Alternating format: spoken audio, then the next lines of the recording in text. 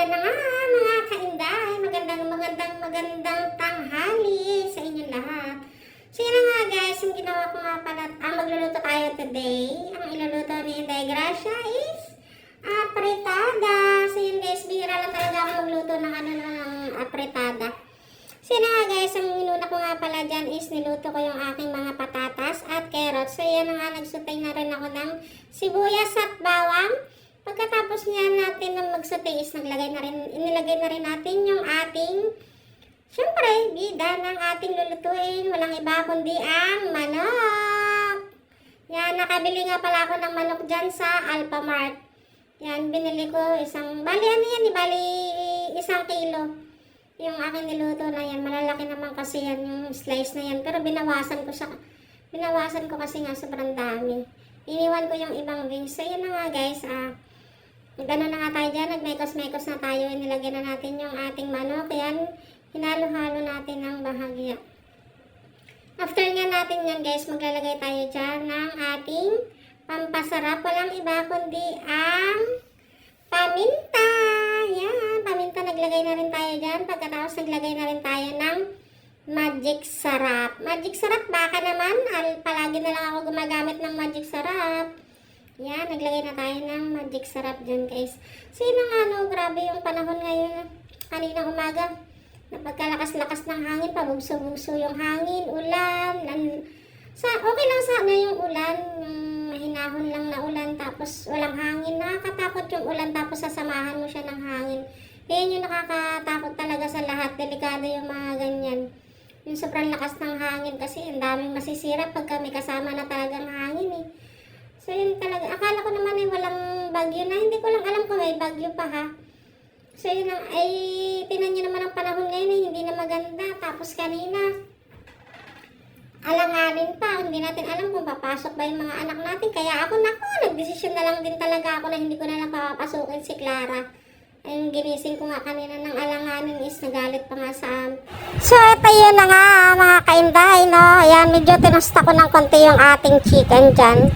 Ayan, kasi nga gusto ko yung medyo may, kasi kapag ka na kasi yan, natasta ng konti medyo mawawala yung lansa ng ating manok. Tapos yan nga, naglagay na rin tayo ng, binalik ko na nga pala yung ating patatas at ang ating carrots. Yan, naglagay na rin ako dyan.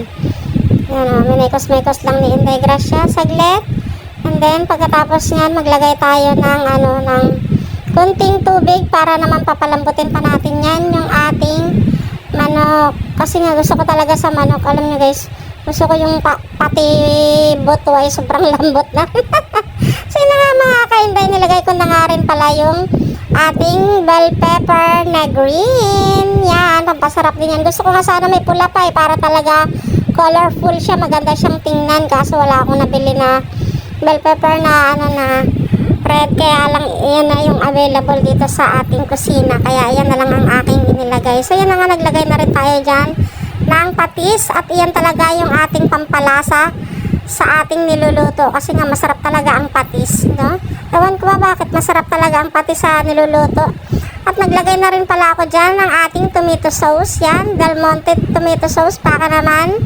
Ayan na nga guys, alam nyo, parang sa isang taon, parang 2 beses lang yata ako nagluluto ng apretada. Ewan ko ba?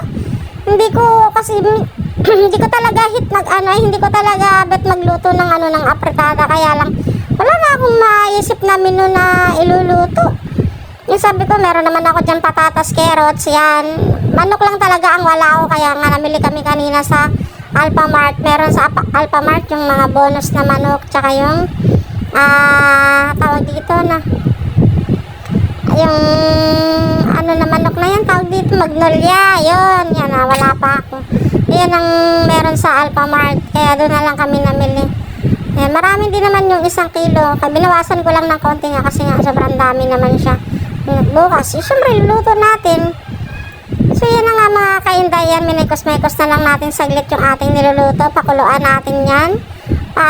Lutuin natin ng gusto yung ating sauce. Masarap kasi yung talagang lutong-luto yung ating tomato sauce. Yan talaga yung nagpapasarap dyan, yung talagang luto talaga yung ating tomato sauce. Kapag hindi kasi luto nang mabuti yung tomato sauce, alam nyo, Maasim yan, kaya kailangan lutong-luto siya. Sino nga mga kainday, hanggang dito na lang yung ating niluluto. At yan, tapos na nga. Bye-bye!